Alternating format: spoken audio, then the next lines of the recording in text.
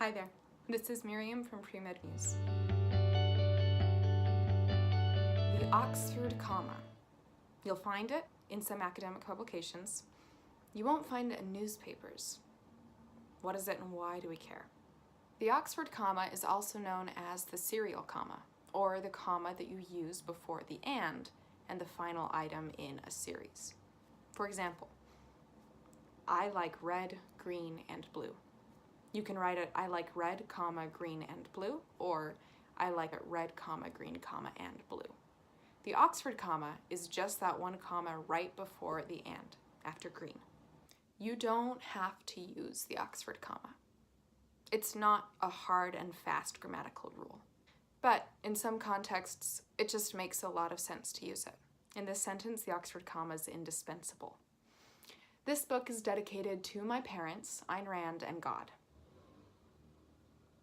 So, is the book dedicated to 4 separate people? Or is the author confessing that he's part deity, part fiscal conservative? Here's the relevance to your personal statement. The American Medical Association and American Psychological Association, the AMA and APA, both recommend using the Oxford comma, which means that in academic medical publications, you will see that final comma before the and. So the Oxford comma isn't necessary. In some publications, it is encouraged, in others, it is discouraged. But the closest thing to a style guide for your medical school application would probably be the AMA or APA, and they ask for the Oxford comma.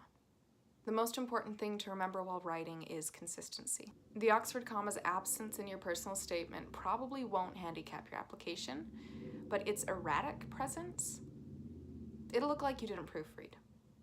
Thanks for watching. Happy writing.